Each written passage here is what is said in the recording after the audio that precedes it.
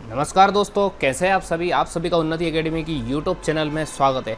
तो मैं आज आप सभी के लिए एक बहुत ही इंटरेस्टिंग वीडियो लेकर आया हूं। काफ़ी स्टूडेंट्स के मन में डाउट था कि जो एमपी पटवारी की एग्ज़ाम है ये कब आने वाली है, इसके अंदर कितने पद रहने वाले हैं, इसका सिलेबस क्या है, इसकी एज लिमिट क्या है और इसके जो प्रीवियस ईयर के पेपर ये हम कहाँ से प्राप्त कर सकते हैं, इसके अंदर क्या हमारी एलिजिबिलिटी क्राइटेरिया रहेगा, क्या इसके अंदर सीपीसीटी हमारी मैंडेटरी है या नहीं है, ठीक है, सिलेक्शन का प्रोसेस क्या रहेगा, सैलरी क्या रहेगी और किस तरह से इसकी तैयारी करें। ये काफ़ी बड़ा एक कन्फ्यूज़न स्टूडेंट्स के मन में बना है कि इसकी प्रिपरेशन हम किस तरह से तैयारी स्टार्ट की जाए। तो आज हम इन सभी बातों पर डिटेल में डिस्कशन करने वाले हैं, तो आप बिल्कुल अंत तक बने रहिए ताकि हम वन बाय वन सारी चीज़ों को एक के बाद एक समझने की कोशिश यहाँ पर करते हैं। ठीक है, चलेगा। तो पहले शुरुआत करते हैं हम बिल्कुल एक छोटी सी जानकारी के साथ कि यहाँ पर क्या हमें पहले तो रेडी रखना है। तो सबसे पहले आप आधार पंजीयन, रोजगार कार्यालय से एक आधार पंजीयन होता है, नॉर्मल मैं पंजीयन की बात बोल रहा हूँ, रोजगार पंजीयन की, तो वो भी आप यहाँ पर रेडी रखें क्योंकि मूल निवासी यहाँ बोला गया है कि स्थानीय मूल निवासी होना अनिवार्य है। ठीक है, जो रोजगार पंजीयन 3 से 6 महीने पुराना कुछ मांगा जाता है एग्ज़ाम के अंदर, तो आपको इसको आपको रेडी करवा लेना है। कभी भी हमारी जैसे अगर बात करें वैकेंसी कब आने की, तो ये हम अभी आगे डिस्कस करेंगे। ठीक है, तो ये बहुत ही मैंडेटरी है आपके लिए। तो ये रोजगार जिनका भी कार्यालय में पंजीयन नहीं हो वो लोग इसको ज़रूर करवा लें। और आपके पूरे ही डॉक्यूमेंटेशंस वगैरह होते हैं, जैसे कि हमारा आईडी कार्ड हो गया या पैन कार्ड हो गया या आधार कार्ड, कुछ भी है, ऐसा नहीं कि सारी चीज़ें, बट मिनिमम इनमें से कुछ एक दो आपको ज़रूरत लगने वाली है। और हमारा आधार कार्ड भी जो है वो UIDAI से क्या होना चाहिए, वेरीफाई होना चाहिए। ठीक है, और ये जो एग्ज़ाम है पिछली ये 2017 के अकॉर्डिंग में सारा ही डिस्कशन यहाँ पर कर रहा हूँ। 2017 का जो हमारा नोटिफिकेशन था उसके अकॉर्डिंग मैं डिस्कस कर रहा हूँ और मुझे उम्मीद है कि इस बार भी इसी तरीके का इसके अंदर सारी चीज़ें रहेगी। पर फिर भी कुछ एंड तक अगर कुछ चेंजेस हो जाते हैं कि अदर स्टेट को भी इसके अंदर कुछ मिल जाता तो उसका भी हम कुछ नहीं कह सकते। ठीक है, लेकिन यहाँ पर अभी जो पिछली एग्ज़ाम के अंदर जो इसके अंदर रखा गया था वो स्थानीय निवासी को ही रखा गया था। चलिए अब आगे हम समझते हैं और भी इसके अंदर सैलरी क्या रहने वाली है। तो सैलरी अप्रॉक्स आपका 20,200 रुपये सैलरी यहाँ पर रहता है, प्लस आपका 2,100 का ग्रेड पे इसके अंदर रहता है। और अब तो इसके अंदर पे स्केल जो है बढ़ भी गया है। चलिए एलिजिबिलिटी की अगर अपन बात करें यहाँ पर, तो देखिएगा यहाँ पर आपका ग्रेजुएशन होना चाहिए। ठीक है, स्नातक की उपाधि होना चाहिए, किसी भी मान्यता प्राप्त विश्वविद्यालय से आपका ग्रेजुएशन यहाँ पर कंप्लीट होना चाहिए। ठीक है, तो देखिएगा यहाँ ना तो हम रनिंग का बोल रहे हैं, यहाँ कंप्लीट ही होना चाहिए ऐसा बोला गया है। ऐसा कुछ मेंशन इसके अंदर नहीं किया गया है कि फाइनल ईयर के साथ में आप दे सकते हैं। अगर कुछ होते हैं चेंजेस तो वो हम देखेंगे, लेकिन पिछला जो नोटिफिकेशन था उसके अंदर यहाँ पर ग्रेजुएशन की उपाधि मांगी गई थी। अब सीपीसीटी के बारे में बहुत बड़ा कन्फ्यूज़न है स्टूडेंट्स के मन में कि क्या सर इस बार सीपीसीटी मैंडेटरी रहने वाला है, क्या इस बार इसके अंदर कुछ कंप्यूटर कोर्सेज भी हमारे कंपलसरी होने वाले हैं, लाइक DCA PGDCA वगैरह वगैरह, ऐसे काफ़ी मन के अंदर डाउट है। तो देखिएगा दोस्तों, पिछली बार यहाँ पर सीपीसीटी जो स्कोर कार्ड की अगर बात करें हम, तो सहित उत्तीर्ण होना अनिवार्य है, लेकिन इसके अंदर एक कंडीशन और दी गई थी कि ये अगर सीपीसीटी परीक्षा नियुक्ति के पश्चात जब आपका नियुक्ति हो जाता है उसके बाद आप 2 वर्ष के अंदर इसको कर सकते। और मुझे पूरी उम्मीद है कि इस बार भी इसी तरीके का कुछ रहने के चांसेस हैं। कहीं ना कहीं कोविड के कारण सीपीसीटी में काफ़ी चीज़ें अनडिस्टर्ब हुई है, कहीं ना कहीं देखा जाए तो डिस्टर्ब हुई है, क्योंकि प्रॉपरली सीपीसीटी की एग्ज़ाम भी कंडक्ट नहीं हो पाई है। और इसके अंदर जैसे पिछले बार 12 लाख के अप्रॉक्स स्टूडेंट यहाँ पर अपीयर हुए थे इस एग्ज़ाम के अंदर, तो इतने बड़े नंबर पर अभी तक सीपीसीटी होल्डर स्टूडेंट्स नहीं हैं। तो सरकार भी ज़्यादा से ज़्यादा लोगों को मौका देना चाहती है कि ज़्यादा से ज़्यादा लोग इस एग्ज़ाम के अंदर अपीयर हो, ताकि जो भी इच्छुक है, जो पढ़ने वाले स्टूडेंट्स हैं, वो सिलेक्शन भी ले पाएँ। लेकिन अगर सीपीसीटी मैंडेटरी हो जाती है तो ओबियसली उस केस के अंदर काफ़ी यहाँ पर स्टूडेंट्स कम हो जाएंगे। तो मुझे लगता है कि 2 वर्ष के अंदर का ये कंडीशन इस बार भी रहने वाला है। तो आप लोग बिल्कुल तैयारी में लगे रहें, किसी भी प्रकार का मन के अंदर डर ना रखें। चलिए आगे अगर हम बात करें एज लिमिट की, ये भी बड़ा कन्फ्यूज़न है कि स्टूडेंट के मन में कि एज लिमिट, तो देखिएगा दोस्तों, ये बहुत ही अच्छी वैकेंसी है। और सबसे मेन चीज़ यहाँ पर जो एज लिमिट है वो 18 साल से लेकर 40 वर्ष तक की एज लिमिट दी गई है। और बाकी जो भी हमारे गवर्नमेंट के अकॉर्डिंग जो भी एज रिलैक्सेशंस मिलते हैं वो रिलैक्सेशन भी इसके अंदर मिलेंगे, जैसे OBC SC ST ये सारे प्रकार के जो भी रिलैक्सेशंस हैं वो सब जैसे मिलते आ रहे हैं अभी तक बाकी वैकेंसियों के अंदर, उसी तरीके के यहाँ पर भी दिए गए हैं। ठीक है, मतलब आप 18 से 40 वर्षों की आयु के बीच में हैं तो आप इस फॉर्म को बिल्कुल ही भर सकते हो और इस एग्ज़ाम को आप दे सकते हैं। तो ओबियसली इसके अंदर काफ़ी स्टूडेंट्स जो होते हैं 40 साल 30 साल से ऊपर के बहुत सारे स्टूडेंट्स होते हैं। जैसे अदर हम सेंट्रल गवर्नमेंट की एग्ज़ाम्स की बात करें एसएससी वगैरह में, तो वो अपीयर नहीं हो पाते हैं। इसके बाद उनकी तैयारी का पार्ट काफ़ी अच्छा हो पाता है और इतने में वो कहीं ना कहीं एग्ज़ाम देने में नहीं दे पाते हैं। तो आप चाहें तो इस पटवारी एग्ज़ाम को एक टारगेट लेके चल सकते हैं, क्योंकि इसमें अप टू 40 ईयर तक का आपके पास काफ़ी समय है, तो आप दे सकते हैं इस एग्ज़ाम को भी। ठीक है, चलेगा। अब आगे हम बढ़ते हैं। एप्लीकेशन फ़ीस देखिएगा, ये तो नॉर्मली जो है हमारी जनरल कैटेगरी के लिए 500 रुपीज़ का फॉर्म भरा आता है और अदर जो कैटेगरीज है उनके लिए 250 रुपीज़ का होता है। ठीक है, और ठीक है, तो नॉर्मल चीज़ है, जब भी तो फॉर्म निकलेगा तब आप इसको देखिएगा एक बार। और चलिए आगे सिलेबस की बात करें। देखो सिलेबस में काफ़ी कन्फ्यूज़न स्टूडेंट के मन में रहता है कि सिलेबस हमारा इसका क्या रहने वाला है। तो ऑब्वियसली इस बार भी सिलेबस यही रहेगा। एक तो इसके अंदर जीके का पोर्शन रहेगा। जीके के अंदर मेजर जो पोर्शन होता है वो होता है एमपी का। एमपी के बाद आपके सारे ही syllabus history, geography, polity, economics, हर सब्जेक्ट यहाँ पर एक प्रकार से आपका आने वाला है। तो पूरा ही जीके हमारे लिए एक प्रकार से इम्पोर्टेंट है। ठीक है, दूसरा बात करें मैथ्स की, देखो यहाँ पर सामान्य गणित, सामान्य अभिरुचि, जनरल एप्टीट्यूड, ठीक है, और जनरल मैथ्स यहाँ पर बोला गया है। तो बिल्कुल इसके अंदर मैथ्स हमारा पूरा ही रहने वाला है। पिछली बार का पेपर आपने देखे होंगे, तो मैथ्स के मैं भी प्रीवियस ईयर के पेपर, सारे ही पेपर का यूट्यूब पर विद सॉल्यूशन डाल रहा हूँ। तो आप लोग इस सीरीज से भी जुड़ जाइए ताकि आप देख पाएँ कि कैसे कैसे क्वेश्चंस एग्ज़ाम के अंदर आए हैं। ठीक है, और आपका भी एक लेवल का आइडिया लग जाएगा कि आप उन क्वेश्चंस को कर पा रहे हैं या फिर नहीं कर पा रहे हैं। ठीक है, तो यहाँ पर जो मैथ्स है इसके अंदर मैंने जो ऑब्जर्व किया है, अरिथमेटिक वाला पोर्शन भी इसके अंदर था, प्लस कुछ एडवांस के मेंसुरेशन से, ज्योमेट्री से, अलजेब्रा से, इनसे भी क्वेश्चंस यहाँ पर देखने को मिले हैं। मुझे यहाँ पर ट्रिग्नोमेट्री से अभी तक कोई भी क्वेश्चंस देखने को नहीं मिला है। बाकी पूरा ही हमारे अरिथमेटिक के टॉपिक्स प्लस हमारे mensuration, geometry, algebra, number system, इन टॉपिक के क्वेश्चंस यहाँ पर देखने को मिले हैं। तो ओबियसली इस बार भी सिलेबस का पार्ट सिमिलर ही रहेगा और हिंदी में जो हमारा नॉर्मल हिंदी होता है वही सिलेबस का पूरा पार्ट रहने वाला है। और आपका जो पंचायती राज है उसके अंदर भी पूरा सिलेबस, और हुआ तो मैं एक इसका डिटेल सिलेबस वाइज मैं बिल्कुल पूरी ट्राई करूँगा। आप लोग भी एक बार कमेंट करके बताइए कि आप चाहते हैं इसका डिटेल सिलेबस, तो मैं उसको भी लेकर आऊँगा कि कौन कौन से टॉपिक हमारे यहाँ पर सिलेबस के पार्ट रहने वाले हैं। और कंप्यूटर के अंदर भी हमारा पूरा जो सिलेबस का पार्ट है वो रहने वाला है। इस तरह से टोटल हमारे यहाँ पर 5 सब्जेक्ट रहेंगे और इनके टोटल जो मार्क्स है वो 100 मार्क्स है। मतलब हम यहाँ पर ये कह सकते हैं कि इच सब्जेक्ट हमारा 20 मार्क्स का रहेगा। पिछली बार भी 20 नंबर का ही पूरे सब्जेक्ट रहे थे। दूसरी चीज़, इस एग्ज़ाम के अंदर 2 आवर रहने वाले हैं। एग्ज़ाम के अंदर 2 घंटे का आपको समय मिलने वाला है। तो देखो दोस्तों, एक बात तो मैं आपको यहाँ पर क्लियर करना चाहूँगा। आज हम अदर सेंट्रल गवर्नमेंट की एग्ज़ाम्स की बात करें तो कहीं ना कहीं लेवल थोड़ा सा डिफ़िकल्ट होता है, प्लस सबसे मेन चीज़ टाइमिंग का सबसे बड़ा इशू होता है। ठीक है, टाइमिंग का सबसे बड़ा इशू होता है। 1 घंटे की एग्ज़ाम होती है जो कि बहुत मुश्किल होता है। 1 घंटे की एग्ज़ाम के लिए हमें बहुत ज़्यादा प्रैक्टिस करनी पड़ती है और जितनी ज़्यादा प्रैक्टिस करेंगे, जितने ज़्यादा मॉक टेस्ट लगाएंगे, जब जाके आपका टाइमिंग यहाँ पर कम होता है। लेकिन इस एग्ज़ाम के अंदर आपको सबसे अच्छी बात यह है कि इसके अंदर भरपूर टाइम है, 2 आवर, जो कि सफिशेंट टाइम है। कोई भी स्टूडेंट को यहाँ पर समय की कमी नहीं रहने वाली है। कारण इसका ये है कि 1, 2, 3, 4 सब्जेक्ट आपके थ्योरेटिकल है, 80 नंबर आपका थ्योरी पोर्शन है और बाकी केवल आपका 20 नंबर का ही प्रैक्टिकल वाला हमारा मैथ्स का पोर्शन है। मतलब आपका यहाँ पर केवल और केवल डिपेंड करता है नॉलेज। क्या डिपेंड करता है? नॉलेज, कि नॉलेज आपको कितना ज़्यादा है।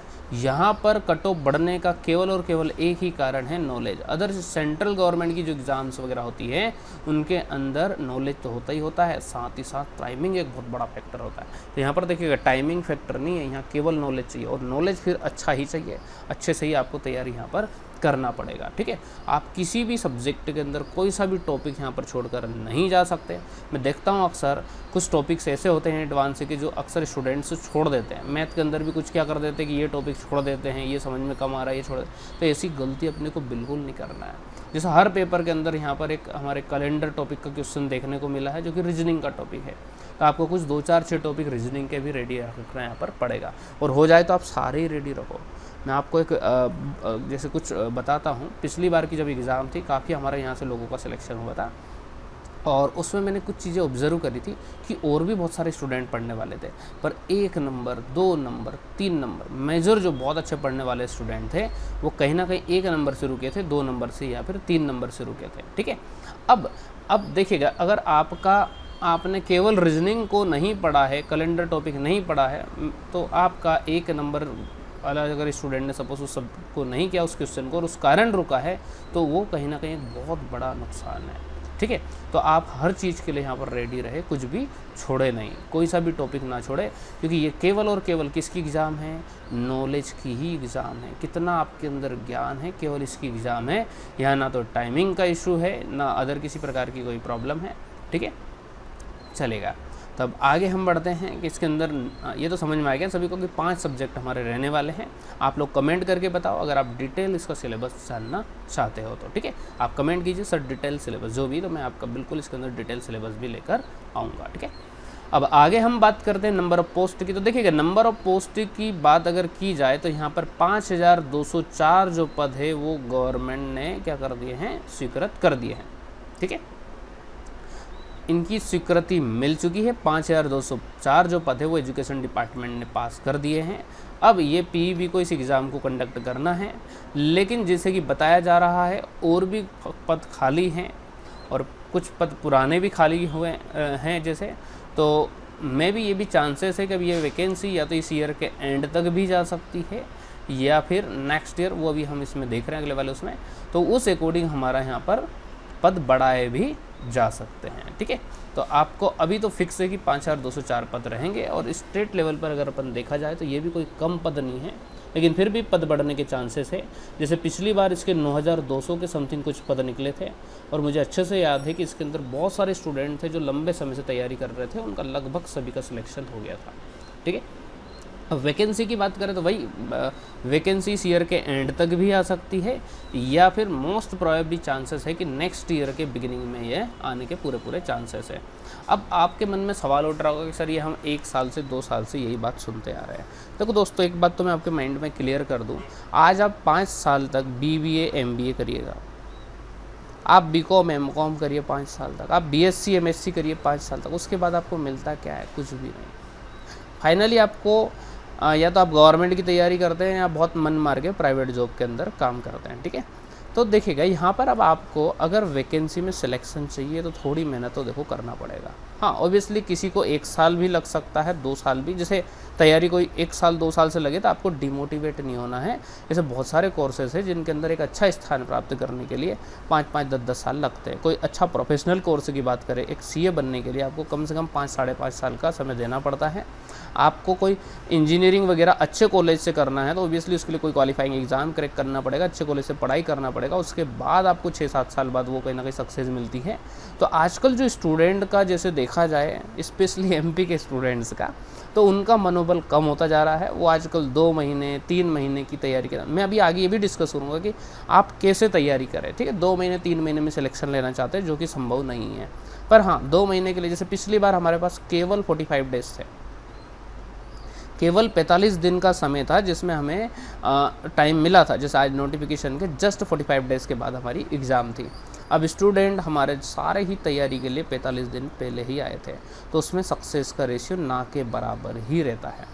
सिलेक्शन वो लोग ले जाते हैं जो 1 साल से लंबी तैयारी में लगे हुए हैं। तो इन सारी चीज़ों पे भी हम आगे डिस्कस अभी करते हैं। देखो क्लियर, तो एक चीज़ बस आप माइंड के अंदर क्लियर कर लीजिए कि इस साल के एंड तक पर कैलेंडर आ गया, मुझे चांसेस कम लग रहे हैं। नेक्स्ट ईयर का मैं श्योरली इसलिए बोल रहा हूँ क्योंकि नेक्स्ट ईयर के एंड तक फिर हमारा स्टेट गवर्नमेंट का इलेक्शन है और ये तो गारंटी है कि 100% इस इलेक्शन से पहले आपके पटवारी की एक बार वैकेंसी आने वाली है और इवन MP पुलिस की भी आने वाली है। तो जिन भी लोगों का तैयारी का टारगेट है MP पुलिस या पटवारी, तो बिल्कुल तैयारी में लग जाए, सीरियसली होकर लग जाए, बिल्कुल भी समय को ख़राब ना करें। ऐसा ना सोचे कि जब वैकेंसी आएगी तभी तैयारी करेंगे, क्योंकि जो लोग आज आप देखो ना यार, 5000 पद है, 5000 8000 9000 पद मान लेते हैं, आज 9000 पद है। तो आज हमारे पास मैं बात करूँ छोटी छोटी एकेडमी, बड़ी एकेडमी सारी मिलाकर ऑन एवरेज आज पूरे MP के अंदर, ऑल ओवर MP के अंदर 7-8 हज़ार एकेडमियाँ नहीं होगी क्या? 7000 कोचिंग नहीं होगी क्या पूरे ऑल ओवर MP के अंदर? बिल्कुल है, इंदौर में ही है 500 के करीब। तो ठीक है, 400-500 एकेडमी इंदौर में ही है। तो 7000 कोचिंगों में आज हमारे यहाँ से पिछली बार का काफ़ी अच्छा रिजल्ट गया है। अप्रॉक्स 12 लोगों का, और ज़्यादा ही थे, 12 तो मेरे ये आए हैं, मतलब मिला हूँ मैं इनसे, तो इनसे बातें मेरा सब आए हुए हैं एकेडमी के ऊपर। अगर हमारे यहाँ से इतना सिलेक्शन हुआ तो बाकी जगह से नहीं हुआ होगा क्या? बिल्कुल होता था। हर एकेडमी से अगर एक स्टूडेंट भी होते हैं तो इतने पद हो जाते हैं, ठीक है। बट हाँ, मैं ये भी कहूँगा कि एकेडमी का भी नहीं, बच्चों का ही रोल रहता है, उनको ही मेहनत पूरी की पूरी करनी पड़ती है। हमारा एक गाइड करने का काम होता है, ठीक है। लेकिन हाँ, मेहनत आपको करनी होती है, एक रूटीन उससे प्रॉपर आपका बना रहता है, ठीक है। तो इसलिए आप बिल्कुल तैयारी में लगे रहें। जो रिजल्ट होते हैं ना, ये रिजल्ट कोई 1-2 महीने वाले रिजल्ट नहीं होते हैं। बताते हैं सब लोग कि 1 महीने में सिलेक्शन हमारे यहाँ से इतना हुआ। ऑब्वियसली हमारे यहाँ से 12 अगर सिलेक्शन हुए हैं और ये 45 दिन के अंदर सिलेक्शन हुए हैं, तो इनमें बहुत ज़्यादातर स्टूडेंट जो थे लंबे समय से तैयारी में लगे हुए थे, ठीक है। तो आपको तैयारी में बिल्कुल लगे रहना है। आगे अब हम बात करते हैं, अब प्रीवियस ईयर की जो पेपर है वो हम कहाँ से ला सकते हैं। तो देखिएगा, एक तो आप पीईबी की ऑफिशियल वेबसाइट पर जा सकते हैं, जहाँ पर आपको ओल्ड पेपर के अंदर आप जाएंगे थोड़ा सा, तो आपको पेपर वहाँ पर मिल जाएंगे, ठीक है। लेकिन उसमें अगर आपको कन्फ्यूज़न हो रहा है, समझ नहीं आ रहा है, तो प्लीज़ आपको मैं डिस्क्रिप्शन में लिंक दे रहा हूँ, आप हमारा ऐप डाउनलोड कर सकते हैं। उन्नति आईएएस एकेडमी के नाम से प्ले स्टोर से डायरेक्ट भी आप डाउनलोड कर सकते हैं, या फिर डिस्क्रिप्शन बॉक्स में मैं इसके लिंक दूंगा, उससे भी आप इस पर जा सकते हैं। इस पर सारे ही पेपर आपको फ्री में अवेलेबल हो जाएंगे। तो दोनों माध्यम से आपको जो भी सूटेबल रहे वहाँ आप कर सकते हैं इसको, ठीक है। अब बात करते हैं सिलेक्शन प्रोसेस की। सिलेक्शन प्रोसेस क्या रहेगा? तो हमारी रिटन एग्ज़ाम रहेगी। रिटन एग्ज़ाम मतलब वही ऑब्जेक्टिव एग्ज़ाम रहेगी। ऑब्जेक्टिव एग्ज़ाम के बाद डॉक्यूमेंट वेरिफिकेशन रहेगा, और उसके बाद आपकी एक फ़ाइनल मेरिट लिस्ट निकलेगी, ठीक है। तो आपका जो नंबर है, देखो पिछली बार भी अप्रॉक्स 80+ हमारा यहाँ पर कट ऑफ गया था आउट ऑफ 100। तो तगड़ा कंपटीशन है, और इस बार तो और 2-4 नंबर बढ़ने के ही चांसेस है, कम तो होगा नहीं कभी भी। कॉम्पिटिटिव हमेशा नंबर का कट ऑफ बढ़ता ही जाता है, ठीक है। तो आपको उसके लिए रेडी रहना है। अब देखो 75 तक तो इजीली हर स्टूडेंट पहुंच रहे थे पिछली बार, ऑलमोस्ट सभी के 75 आए थे। इस 75 से जो 85 का जो रास्ता है ना, ये बहुत ही मुश्किल भरा है। यहाँ एक एक नंबर बढ़ाने के लिए आपको बहुत डेप्थ का नॉलेज होना चाहिए, हर चीज़ की समझ होना चाहिए। मैथ्स में जितने भी लोग पिछली बार सिलेक्ट हुए थे, मेरे को सभी ने बताया था कि सर हमारे 20 आउट ऑफ 20 आए थे मैथ के अंदर। सोच सकते हैं आप, 20 में से 20 नंबर मेजोरिटी लेकर आई थी मैथ्स के अंदर। कोई नहीं आए थे, तो उनके 19 नंबर आए थे जो सिलेक्ट हो चुके स्टूडेंट, ठीक है। सभी लोग लेकर आए थे क्योंकि पेपर बहुत ईजी था, बहुत सिंपल क्वेश्चन थे मैथ के। तो ऑब्वियसली 20 में से 20 लाना आपका अधिकार भी है। हाँ, ज़्यादातर लोगों का थोड़ा सा पंचायती राज गड़बड़ हो गया था, बाकी जीके और थोड़ा सा एमपी में जीके वाला पोर्शन डिफिकल्ट आया था। बाकी कंप्यूटर सबका 100% बना था, हिंदी 100% बनी थी, मैथ 100%। तो आपको भी सर रेडी रहना पड़ेगा कि एक भी नंबर नहीं कटना चाहिए हमारा, क्योंकि थोड़ा बहुत चीज़ें आउट आ गई तो उनको तो हम भी नहीं कर पाएंगे और कोई भी नहीं कर पाएंगे, ठीक है। ऐसे ही पंचायती राज की बात करें, थोड़ा बहुत इसमें भी आउट आ जाता है, और थोड़ा बहुत एमपी के अंदर पिछली बार काफ़ी आउट देखने को मिला था, ठीक है। चलेगा, तो इस चीज़ के लिए आप बिल्कुल रेडी रहिएगा। अब बात करते हैं हम कि how to prepare for the patwari exam, ठीक है। पटवारी एग्ज़ाम के लिए हम किस तरह से तैयारी करें। अब देखिएगा, तैयारी करने के लिए अब मैं आपको एक छोटी सी चीज़ें बताता हूँ। 3 माध्यम है आपके पास। आप बुक्स के थ्रू पढ़ाई कर सकते हैं, आप ऑनलाइन पढ़ाई कर सकते हैं, आप ऑफलाइन पढ़ाई कर सकते हैं। तो मैं एक एक कर सभी उन पर डिस्कस आपसे करने वाला हूं। सबसे पहली चीज़ तो मैं ये बता दूं कि कभी भी किसी एग्ज़ाम की तैयारी करने के लिए आपके लिए 3 चीज़ें सबसे महत्वपूर्ण होती है। सबसे पहले कंसिस्टेंसी, ठीक है, सबसे मेन चीज़ होती है कंसिस्टेंसी, और दूसरी चीज़ होती है इन्वायरमेंट, और तीसरी चीज़ होती है गाइडेंस। इन 3 चीज़ के बिना आप एग्ज़ाम को क्वालिफाई करना थोड़ा सा मुश्किल रहता है। 3 चीज़ें बहुत इंपॉर्टेंट ही है, और 3 में से एक की कमी के कारण कहीं ना कहीं काफ़ी इम्पैक्ट इसका देखने को मिलता है, ठीक है। तो देखिएगा, बुक्स की अगर अपन बात करें, मान लीजिए आप ढेरों बुक खरीद के लेकर आ गए, और ये बुक वाला जो कॉन्सेप्ट होता है ना, इसमें क्या होता है, स्टूडेंट कन्फ्यूज़ ज़्यादा होता है। कन्फ्यूज़ कैसा कि यार पुणेकर में ये लिखा हुआ है, महावीर में ये लिखा हुआ है, क्या सही है, बड़ा कन्फ्यूज़न उठता है, इसको सही मानूं या इसको सही मानूं। तो अब जो भी टीचर पढ़ाते हैं ना, वो ओबियसली एक्सपीरियंस्ड टीचर होते हैं, तो वहाँ पर ये कन्फ्यूज़न उनके मन में नहीं रहता। वो हर चीज़ों को क्लियरली आपके सामने रखते हैं कि यहाँ पर ये है, वहाँ पर वो है। लेकिन जब बुक से स्टूडेंट पढ़ता है तो उसके मन में ये बड़ा कन्फ्यूज़न क्रिएट होता है हर चीज़ों के प्रति। और दूसरी चीज़, अब देखिए यहाँ पर आपको गाइडेंस तो मिल रहा है, किससे मिल रहा है गाइडेंस, आपको बुक से गाइडेंस मिल रहा है, लेकिन आपको इन्वायरमेंट बिल्कुल भी नहीं मिल पाता है, ना ही आपको कंसिस्टेंसी मिल पाती है, कंसिस्टेंसी होती है, लेकिन ये बहुत मुश्किल होता है किसी भी स्टूडेंट के लिए रेगुलरली जब आपके सामने कोई वैकेंसी नहीं है और पढ़ पाना सबसे मुश्किल काम है। मैं देखता हूँ कोचिंग क्लास के अंदर देखता हूँ कि स्टूडेंट काफ़ी छुट्टियाँ करते हैं जनरली देखा जाए तो। क्यों? क्योंकि सामने जब उनको वैकेंसी नहीं दिखती तो उनको मन मार कर कहीं ना कहीं तैयारी करते हैं। तो बुक में से बड़ा बड़ा कन्फ्यूज़न होते हैं। अगर आप लाइफ में रिस्क ले रहे हो, रिस्क मतलब से आपको पटवारी बनना ही है, तो मैं सजेस्ट करूँगा कि आप केवल बुक के माध्यम से तैयारी करने पर ना जाएं, ठीक है? क्योंकि आपका अंतिम मन तक आप काफ़ी चेंजेस मैंने देखे ऐसे स्टूडेंट की। सर मैं बुक से पढ़ रहा था, सेल्फ स्टडी कर रहा था, अब 20 दिन पहले मेरी इच्छा हुई कि मुझे क्लास ज्वाइन करना चाहिए और मैं बहुत पढ़ रहा हूँ 2 साल से। तो देखो ऐसी सिचुएशन में आप 20 दिन पहले कोचिंग ज्वाइन करें या फिर 1 साल पहले ज्वाइन करें, आपका ऑब्वियसली उसमें नुकसान है। 20 दिन पहले करेंगे तो 1 साल से करते तो आपकी काफ़ी चीज़ें उसके अंदर डेवलप हो सकती थी, ठीक है? तो ये चीज़ अपने को यहाँ पर याद रखना। दूसरा, एक ऑनलाइन का काफ़ी अच्छा स्कोप आजकल देखने को मिल रहा है आफ्टर कोविड के बाद। अब ऑनलाइन की सबसे बड़ी समस्या ये है, जैसे हमारी बैचेस ऑनलाइन भी चलती है, ऑफलाइन भी चलती है। अब ऑनलाइन में मैं देखता हूँ कंसिस्टेंसी बहुत कम स्टूडेंट्स की देखने को मिलती है। जैसे ऑफलाइन की बात करें तो यहाँ पर 80% कंसिस्टेंसी रहती है, मतलब 100 स्टूडेंट में से 80 स्टूडेंट रेगुलर रहते हैं। तो वहीं ऑनलाइन के अंदर जो कंसिस्टेंसी देखने को मिलती है वो कहीं ना कहीं मैंने जो प्रैक्टिकली देखा वो 20% देखने को मिलती है। कोई बताएगा नहीं आपको ये चीज़, क्यों नहीं बताएगा? क्योंकि चल रही ना उनकी दुकान, उनको क्या मतलब ये चीज़ बताने से, ठीक है? तो देखिए यहाँ पर जो 20% रेगुलर कंसिस्टेंसी मैंने देखने को मिली है, मतलब जैसे अगर सपोज हमारी 100 बच्चे की बैच है तो यहाँ 80 बच्चे रेगुलर आते हैं और यहाँ पर केवल 20 ही स्टूडेंट लाइव क्लासेस को देखते हैं। अब कोई स्टूडेंट अगर लाइव देख रहा है तो ही मैं मानूंगा कि वो शायद रेगुलर देख पाना तो और मुश्किल ही काम होता है, ठीक है? तो यहाँ पर 20% स्टूडेंट ही कंसिस्टेंसी नहीं रह पाते। हाँ, अगर आप इन 20% के अंदर हो तो मैं कहूँगा कि आप ऑनलाइन तैयारी पर फोकस रहें। लेकिन आपका अगर मैथ कमज़ोर है, अगर आपका सब्जेक्ट काफ़ी कमज़ोर है अदर भी, तो मैं ऑनलाइन को आपको अवॉइड करने का कहूँगा, मना करने का कहूँगा। क्यों? क्योंकि देखिएगा जब आपका मैथ बहुत स्लो होता है ना तो ऑनलाइन में इतना क्लियरिटी नहीं आ पाती है।